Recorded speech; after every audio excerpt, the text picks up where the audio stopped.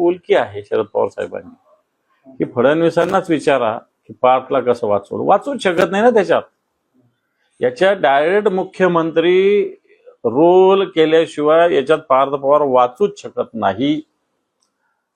जे झालं वर्षावर त्याच्या बोलायला मला वेळ मिळाला नाही. माझ्या माहितीप्रमाणे त्या दिवशी वर्षावरच्या बैठका झाल्या. अजितदादांनी त्वेषानी रागानी सरकारमध्ये बाहेर पडून सरकारला पाठिंबा देतो इथपर्यंतची भूमिका घेतल्याचं आमच्या कानावर, माझ्या तरी कानावर आहे. हे मी नव्यानं बोलतोय हे की जे कानावर आहे ते सांगतोय मी, खरं कुठं बाहेर येईल. आणि म्हणून अशा याच्या कारणामुळं अजितदादा आणि पार्थ पवारांना वाचवलं जातंय असं मला वाटतं. सर याबाबत सांगा ना की म्हणजे या कारणावरूनच वाद झाला होता मुख्यमंत्री, त्याच कारण बाकी कशासाठी गेले ते, हाच विषय. कारण भारतीय जनता पार्टीला माहिती होतं हे सगळं होणार आहे म्हणून. हे सगळं होणार भारतीय जनता पार्टीला ज्ञात होतं आणि हे सगळं करून अजितदादाला अडचणीत आणणं हे सुद्धा त्यांचं उद्दिष्ट आहे. हे काय पूर्ण करू द्यायचं आणि नंतर झाल्यावर सांगायचं का आता याची सारवासारव करायची. ही मोडस ऑपरेंडी आहे की याच्यात उद्या फाईल तयार झाली आता अजितदादांची, उद्या काही केलं की याच्यात 1 मिनिटात पार्थ पवारला अटक होऊ शकते. हे भारतीय जनता पार्टीचं षडयंत्र आहे. आणि त्यानंतर कधी सगळं बाहेर आलं. बिलकुल तसं थोडी बाहेर येते.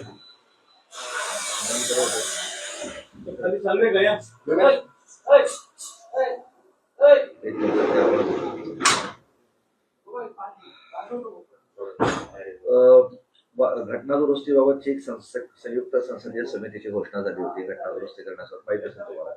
इंडिया आघाडीकडून फक्त सुप्रिया सुळे हे एकच सदस्य त्यांनी त्यामध्ये घेतलेलं आहे. घटना दुरुस्ती करण्यासाठी आगामी काळात संसदीय समिती आहे. विरोधकांना इतकंच हे वारंवार लोकसभेच्या निवडणुकीच्या वेळेस आम्ही म्हणत होतो की यांना घटनेमध्ये बदल करायचा आहे आणि यांनी सांगितलं की विरोधक खोटा नॅरेटिव्ह सेट करतात घटनेच्या विषयी. आता ही घटना दुरुस्ती 400च्या पार, अबकी बार 400 पार म्हणत होते. ही घटना दुरुस्तीसाठी पाहिजे होती. म्हणून आता घटना दुरुस्तीची जी समिती आहे याच्यात विरोधक नकोच. एकट्या सुप्रियाताई काय करणार त्याच्यात. याला 2-4 लोक चांगले सगळे पाहिजे याच्यातले. पण तो घटना दुरुस्ती करताना अशा पद्धतीनं जर विरोधकांनाच कोणतं स्थान देणार असेल याचा अर्थ भारतीय जनता पार्टीला एकट्याने सगळ्या घटनेमध्ये बदल करायचा हे पुन्हा एकदा या हिंदुस्थान समोर येत आहे. सुप्रियांचा सहभागी होणं म्हणजे इंडिया आघाडीच्या भूमिकेच्या वेगळी भूमिका म्हणता येईल ना मला. मग काय मला असं वाटतं ते सुप्रियाताई किंवा त्यांच्या पक्षाला त्या गोष्टी माहिती, परंतु सुप्रियाताई एक अभ्यासू खासदार आहे म्हणून त्यांना त्याच्यात घेतलं असावं. परंतु याच्यात एकट्या सुप्रियाताई घेऊन चालणार नाही. याच्यामध्ये सगळ्या राजकीय पक्षाचे प्रतिनिधित्व असण्याची आवश्यकता आहे. भले ठीक आहे संख्या भारतीय जनता पार्टीची जास्त असेल काही प्रॉब्लेम नाही, परंतु तुमचे 10 असेल तर 5 तर विरोधी पक्षाचे पाहिजे ना. निवडणूक आयोगानं सांगितलंय की गेल्या 6 महिन्यात जवळपास 4 लाख नावं वगळली म्हणतायत मतदार यादीतून. तो आरोप आणि सगळं आहे ना. 18 लाख नवीन आली. हे पहा निवडणूक आयोग थोटांडे. माझ्याकडे आता एक पुरावा आहे. संजय शिरसाटांच्या मुलीचं नाव मतदार यादी डिक्लेअर होण्यानंतर त्यात सहभागी करून घेण्यासाठीचा अर्ज आहे त्याच्या मुलीचा.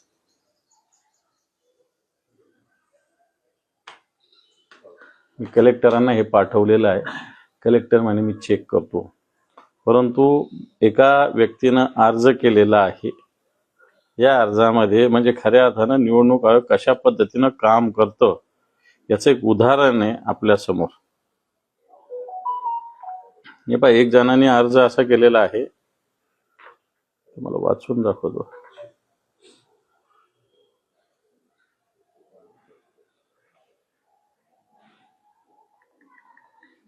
म्हणजे कशा पद्धतीनं काम चालतंय मी कलेक्टरांना कळवलंय. हे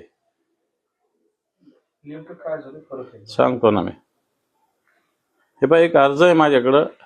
नियमाचे उल्लंघन करून मतदार यादीत नाव टाकलेबाबत राज्य निवडणूक आयोग वतीने 1 जुलै 2025 पर्यंतच्या व्यक्तीचे मतदान याद असेल किंवा नोंदणी त्यांनाच मतदान करण्याची किंवा मतदारसंघात निवडणूक लढवण्याचा अधिकार आहे असे प्रतिज्ञापत्र निवडणूक आयोगाने उच्च न्यायालयात सादर केलेले आहे. पण 26 ऑक्टोबर 2025 रोजी नोंदणी केल्याचे निदर्शनास आलेले आहे. हे जिल्हा परिषद व पंचायत समिती मतदार यादीमध्ये काही बडे राजकीय व्यक्ती व त्यांचे नातेवाईक यांची मतदार नाव घालण्याचे नोंद करण्याचा प्रयत्न करत आहे. सोबत ऑनलाईन पद्धतीने केलेलं नाव, हा अर्ज आणि हा शिरसाटांच्या मुलीचा त्याच्यातलं डॉक्युमेंट हे केलेलं आहे 27 ऑक्टोबर 2025. तुमच्या पालकमंत्र्यांकडून मतदार यादीत झालेला घोळ आहे असं. बिलकुल, मी कलेक्टरांना या संदर्भात बोललेलो आहे. हे नाव हे पहा, नाव मतदार यादीत टाकणं ही प्रोसेस आहे, ही काही कधी बंद नसते होत. पण मतदार यादीत कधी यायचं त्याचं लिमिटेशन ठरलेली आहे आणि हे तोडण्याचा प्रयत्न याच्यात झालेला दिसतो. कलेक्टर म्हणे मी कारवाई करेल, होते की नाही होते अजून मतदार यादी बाहेर आल्यानंतर या गोष्टी कळेल, पण माझ्या माहितीप्रमाणे हे सगळे डिटेल्स माझ्याजवळ आहे. मागणी काय आहे? थोडक्यात नाही, याच्यात ठीक आहे ना, याच्यात अजून मी कलेक्टरांना बोललेलो आहे. एका BLOने याच्यात काहीतरी चुकीचं काम केलेलं दिसतंय, राजकीय दबावाखाली केलेलं दिसतंय. आणि म्हणून याच्यात निवडणूक आयोग ज्या गोष्टी पद्धतीनं काम करतो ते जर बघितलं तर हे सगळं बायस काम निवडणूक आयोगाचं चालू आहे. काल एक आळंदीचा एक कार्यकर्ता आहे भारतीय जनता पार्टीचा, याच्या घरात 6 मतदान आहे आणि याच्या घराच्या नावावर 160 मतदानाची नोंद आहे. संजय बंडू जाधव खासदार आहे आपले, म्हणजे त्यांनी मला सांगितलं आपण पण चेक करू शकता. म्हणून हे किती आंदोलन करा सगळं केलं, हे निर्ढावलेले लोक अशाच पद्धतीनं मतदार याद्यामध्ये घोळ करत आहे आणि याला निवडणूक आयोग पूर्णपणे सपोर्ट करतो. बुलढाण्याच्या एका मुलाने शरद पवारांना पत्र लिहिलंय. लग्न हो, लग्न लावून केलं. आता मागे आपल्याकडे एक जणांनी असंच कुलताबादच्या कार्यकर्त्यांनी उदय केलं होतं. लिहिलं. आता मुली मिळत नाही, शेतकऱ्यांची परिस्थिती खराब आहे, मुलांना मुलीच मिळत नाही, अशी परिस्थिती सगळीकडे आहे. म्हणून त्या मुलांनी लिहिलं.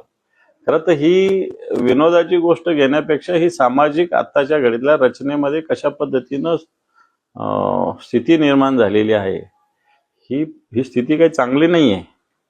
लग्नासाठी मुलगी न मिळणं, मुलगी न मिळणं म्हणजे काय, मुलगी देतच नाही लोक. शेतकऱ्याच्या पोरांना लवकर मुलीच देत नाही. शरद पवारांच्या अत्यंत जवळचे अरुण गुजराती नाही म्हणत अखेर अजित पवारांच्या गोटात जाऊन बसले. कोण?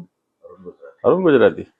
अजित पवार गटात त्यांनी पक्षप्रवेश केला. आता याच्यावरती काय बोला. अरुण गुजराती तर भरपूर YB मध्ये याच्यात त्याच्यात बऱ्याच ठिकाणी एकदम विश्वासू म्हणून आहे त्यांच्या. असं का होत आहे म्हणजे हे सगळं? नाही, एक तर ह्या सगळे राजकीय पक्षाचे सत्ताधारी प्रचंड प्रमाणात दबाव, प्रलोभन आणि सत्तेशिवाय काही होत नाही अशा प्रकारची मानसिकता कार्यकर्त्यामध्ये सगळ्या राजकीय पक्षाच्या एक निर्माण झाली आहे. विरोधी पक्षात खरं तर विरोधी पक्ष सुद्धा तेवढा शक्तिवान ताकदवान राहायला पाहिजे, परंतु आताच्या घडीला या सगळ्या सत्ताधारी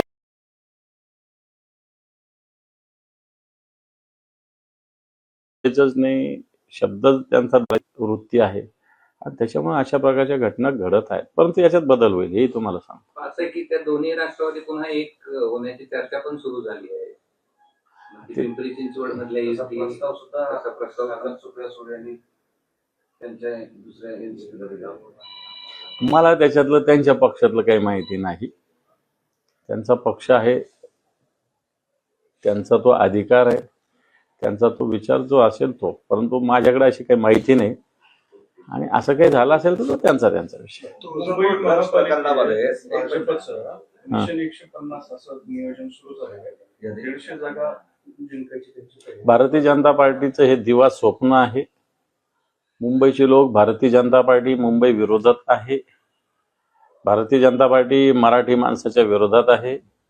भारतीय जनता पार्टी दीन दलित मुस्लिमांच्या विरोधात आहे आणि म्हणून या भारतीय जनता पार्टीला मुंबईची जनता स्वीकारणार नाही असं मिशन त्यांनी 400चं लोकसभेलाही केलं होतं, परंतु मोठ्या मुश्किलीने सरकार बनवलं.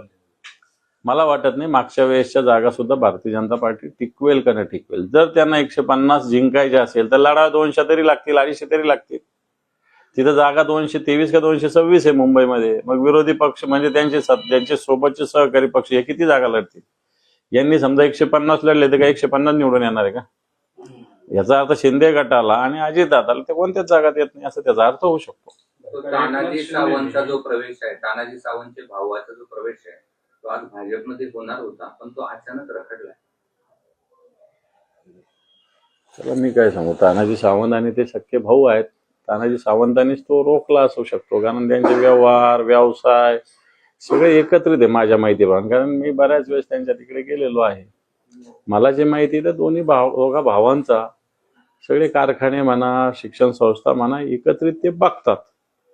त्यामुळे रागातून द्वेषातून तानाजी सावंतांच्या भावानी काही भूमिका व्यक्त केल्या असेल, पण मला नाही वाटत ते तानाजी सावंतांपासून दूर जातील. फुकटचा ताटा आणि नाव उभाटा अशी बोचरी टीका केली एकनाथ शिंदे. कशावरून केली? मराठवाड्यातल्या दौऱ्यावरून आता बिस्किट पुढाही दिला.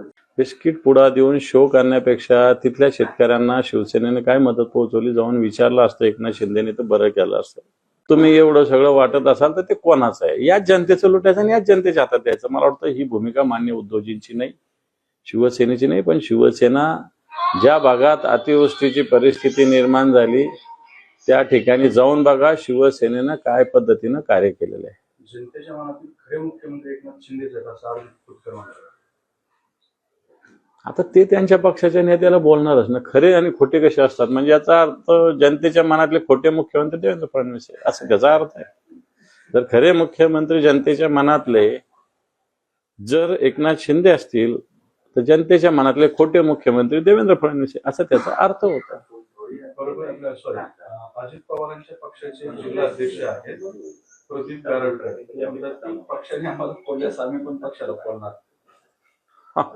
प्रदीप गारटकर मला वाटतं इंदापूरचे ते पुणे जिल्ह्यातले इंदापूरचे जुने कार्यकर्ते. मला पतित पावनचं ते काम करत होते त्यावेळेस माझ्या परिचयाचे होते. परंतु व्यक्ती म्हणून चांगली प्रदीप गारटकर आहे असे माझा जरी जेवढा संपर्क आला त्याच्यावर दिसतं. आणि आताच्या घडीला पक्ष त्यांना मोजणार नसेल तर त्यांची भूमिका काय काही अयोग्य अशातला काही भाग नाही. राजकीय पक्षाच्या कार्यकर्त्याची भूमिका असतेच. एकीकडे महाविकास आघाडीचं निवडणूक लढवण्यासंदर्भातला चित्र स्पष्ट नाही, पण दुसऱ्या बाजूला काँग्रेस वंचित सोबत अनेक ठिकाणी युती करत आहे आणि करत असताना त्यांच्यात महाविकास आघाडीसोबतचा कुठला संवाद नाही. आमचा संवाद आहे ठिकठिकाणी. मी मराठवाड्यात सगळीकडे फिरून आलेलो आहे, सगळ्याकडे संपर्क आहे. काँग्रेसशी काही ठिकाणी काँग्रेसने मला वाटतं नांदेडमध्ये असं केलेलं आहे. कालच माझे नांदेडचे दोन्ही जिल्हा प्रमुख खासदार नागेश पाटील यांच्याशी बोलणं झालेलं आहे. परंतु आमची चर्चा चालू आहे बऱ्याच ठिकाणी. संभाजीनगर असेल, जालना असेल, परभणी असेल, धाराशिव असेल, या सगळ्या ठिकाणी आमचे जे महाविकास आघाडीचे जेवढे सहकारी यांच्याशी चर्चा करून अजून 17 तारीख फॉर्म भरण्याचा दिवस काय विड्रॉच्या दिवसापर्यंत या सगळ्या चर्चा चालू असतात 21 तारखेपर्यंत. तर मला असं वाटतं घाईने याच्यात मत व्यक्त करणं चूक होईल. याच्यासाठी एक समन्वय समिती सगळ्या राजकीय पक्षांची महाविकास आघाडीच्या राज्यस्तरावर बनविण्यात आली. तिच्या वारंवार दररोज बैठका होतात आणि त्याच्यात जिल्हा स्तरावर असे काही विषय असेल तर त्याचं सोल्युशन केलं जातं. सगळ्या या गोंधळामध्ये तुमचे कार्यकर्ते खूप संभ्रमात आहे. साधा अर्ज करायला कोणी भटकत नाही. युती होईल का, आघाडी होईल का, काय पक्षाचं होईल, कसं 17 तारखेला तुम्हाला समजेल. अजून कुठेही कोणाचे फॉर्म भरलेले नाही. प्रोसेस जरी सुरू असली तरी सगळ्या ठिकाणी चर्चा चालू आहे. उमेदवारी ठरवण्याची प्रोसेस चालू आहे. त्यामुळं खरं पूर्ण 21 तारखेला विड्रॉ होईल त्यावेळेसच सगळ्या गोष्टी खरं होईल. आत्ताच्या घडीला बोलण्यात कोणत्याच पक्षाने फॉर्म भरले नाही, त्यामुळे शिवसेनेनेच भरले नाही असं म्हणणं चूक आहे. निवडणूक आयोगाने तुतारी सोबत जे पिपाणी चिन्ह होतं त्यामुळे राष्ट्रवादीला फटका बसला. तसेच तुतारी चिन्ह जे आहे पिपाणी पिपाणी वगळलेलं आहे. हो, असं झालं होतं काही ठिकाणी. मला वाटतं लोकसभेला एका ठिकाणी तर अशा पिपाणीवाल्याने खूप मतं घेतले. त्याच्यानंतर शशिकांत शिंदे जे आहे आता राष्ट्रवादीचे प्रदेशाध्यक्ष, यांची लोकसभा अशा पिपाणीमुळेच ते हारले उदयनराजे यांच्या विरोधात. कारण त्या पिपाणीनं प्रचार करूनही न करताही त्याला प्रचंड मतदान पडलं. आणि म्हणून निवडणूक आयोगाची भूमिका या बाबतीत त्यांनी योग्य उचलली. कुंभमेळ्यासाठी पैसे उभं करायला आता कर्जरोखे काढते महापालिका, त्यातून पैशाची उभारणी करणार आहे. खरं तर कुंभमेळ्याला केंद्र सरकारने मोठ्या प्रमाणात निधी देण्याची आवश्यकता आहे. राज्य सरकारच्या डोक्यावर ऑलरेडी 9 लाख कोटीचं कर्ज आहे. कुंभमेळा निश्चित 12 वर्षाने येणारा उत्सव जरी असला तरी केंद्राने याला मदत देण्याची आवश्यकता आहे. राज्य ऑलरेडी कर्जबाजारी आहे, पण एकंदर कुंभमेळ्याचं सगळं चित्र बघता आता मोठे मोठे गुत्तेदार यांची घरं भरण्याचं काम राज्य सरकारकडून चालू दिसतंय आणि त्याच्यासाठीच मोठ्या प्रमाणात कर्ज रोखे काढले जाणार असं दिसतंय. अखेरचा प्रश्न विचारतोय. 10 महिने झाले धाराशिव ड्रग्ज कॅम्प तपास सुरू नाहीये, लोक सापडत नाही आणि हे सगळी लोक भाजपमध्ये जाताना दिसत आहेत. एक दर महिन्यात एक ड्रग्ज मधले आरोपी भारतीय जनता पार्टी त्याला स्वीकार करते. खरं तर तुळजापूर नॉमिनल अटक करून सुटल्या जामिनावर सुटल्या की या ड्रग्ज माफियांना भारतीय जनता पार्टी संरक्षण देत आहे. शेवटचा धनंजय मुंडेंनी नार्को टेस्टला समोर जावं सादर केल्यानंतर काय तुमचं? बरोबर आहे. जे आरोप जरांगे पाटलांनी केलेले धनंजय मुंडेंनी ते नाकारलेले. दूध का पाणी झालं पाहिजे. जरांगेंचे आरोप सत्य आहे का किंवा धनंजय मुंडे ते नाकारतात ते सत्य आहे का ही जनतेसमोर येण्याची आवश्यकता आहे. दोघे जबाबदार माणसं आहेत. दोघांच्या म्हणण्याला खरं मानून निश्चित दोघांचीही नार्को टेस्टची मागणी दोघांची मान्य केली पाहिजे. मुंबईत मराठा मोर्चात सामील होण्यासाठी जे वाहनं गेले होते त्यांच्यावर गुन्हे दाखल झालेत. आतापर्यंत जवळपास 123 गुन्हे दाखल झाले. काय होत नाही त्यांनी गुन्हे दाखल केले काय होणार आहे? काय झालं? राजू शिंदेच्या आज भाजपात प्रवेश कुठे नवीन रोज त्यांच्या तारखा येत आहेत पण अजून काही प्रवेश